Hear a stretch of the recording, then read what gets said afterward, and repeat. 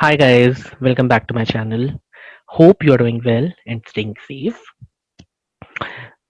In the previous videos, we started, or I would say we focused more on the basic concept of demand, the law of demand, how it looks like, the functional equation of demand, and how basically we plot the demand function.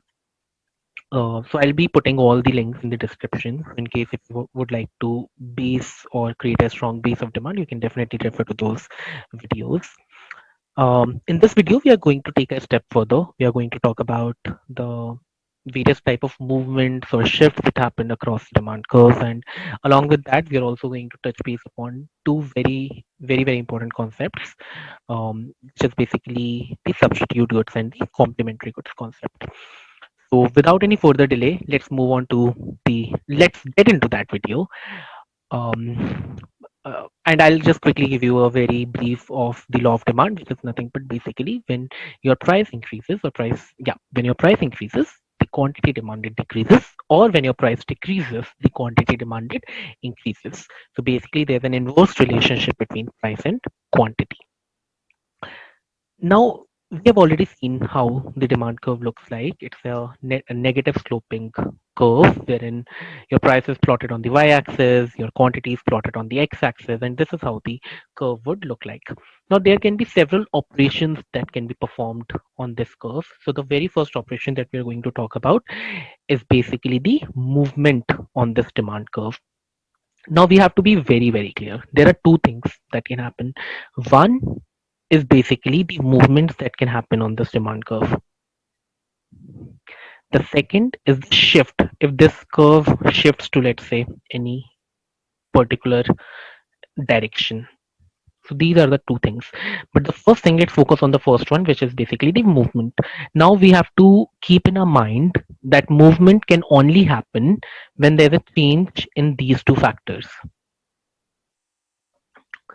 So the movement is not possible, or the movement across the same demand curve is not possible because of any other factor. So we have to consider or keep in mind that if the other factors remains constant, the impact of these two factors on the demand curve is going to cause a movement.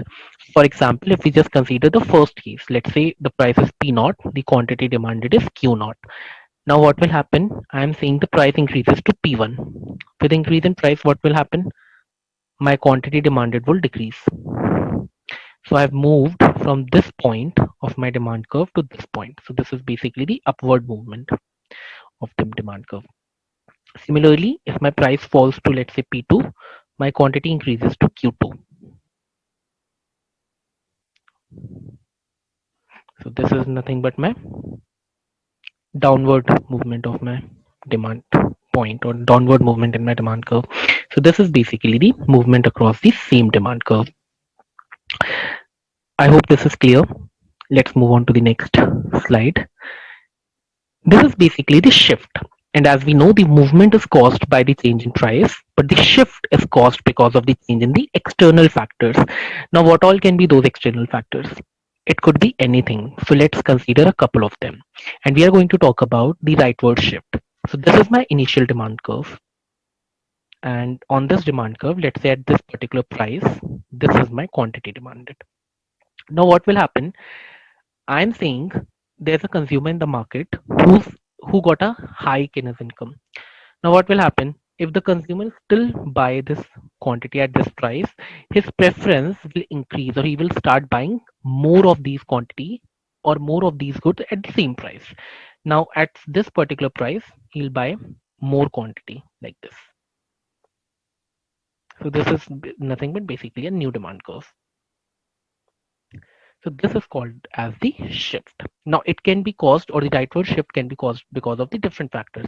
One of those is definitely the increase in income, the increase in the price of substitute goods, the decrease in the price of complementary goods, or change in the taste that is in the, of course, favor of the commodity. Because if you start liking something, you'll buy more of it at the given price. We'll come to substitute and complementary goods in just few seconds. But this is basically called as the rightward shift in the demand curve. Now, similar to the rightward shift, there's a leftward shift as well. Now, what leftward shift means, it's the vice versa. So this is my original demand curve, and I'm saying my demand curve is going to shift to the left. Now, of course, rightward and leftward shift is basically driven by the change in the external factors. Now, what all are those external factors? At some price, I'm buying this quantity. At price P, I'm buying Q. Now, my income falls. So what will happen? At the same price, I'll start getting buying less of these commodities. So this will be my new demand curve, and I'll see the leftward shift. And of course, there could be any other factor as well. So there's a fall in the income, then there's fall in the price of substitute goods, there's a rise in the price of complementary goods, or of course, you'll start disliking a particular good. So now what will happen if you start disliking the good? You will of course not buy it, or buy less of it. So this is basically the shift in demand curve. And now what we have to keep in mind, that when we talk about the shift in demand curve, our prices remains the same. We generally don't play with the prices. Now with that, we'll move on to the next concept, and which is a very important one, is the substitute and complementary goods. So what are the substitute goods? Substitute goods are nothing but those goods that can be easily replaced by any other good or commodity. And of course, the user should be able to buy both of them. For example, Pepsi and Coca-Cola. Sometimes I want Pepsi. I went to the shop, but I didn't get that. What will happen? I'll buy Coca-Cola. Why? Because both of them are available in the market at the comparable prices, and both of them are actually able to drive the same satisfaction value, and hence they are called as the substitute goods. Now, how this particular thing is looked from the market perspective. Let's say at some point of time, the price of Pepsi increases. Now, what will happen? I go to the market to buy 10 cans, and I have a certain amount of money with me.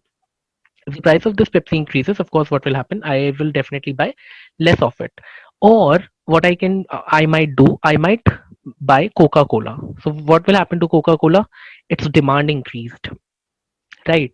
So in case of the substitute goods, your increase in the price of your primary good or the main good will lead to the increase in the quantity demanded of your substitute good. So this is basically called as the substitute goods, and it can be Domino's or Pizza Hut, your Starbucks and Costa Coffee. There can be several examples for it. Opposite to that, we have a concept called as the complementary goods. And complementary goods are nothing but these are the goods that are consumed together. For example, your pizza and sauce, right? Bread and butter.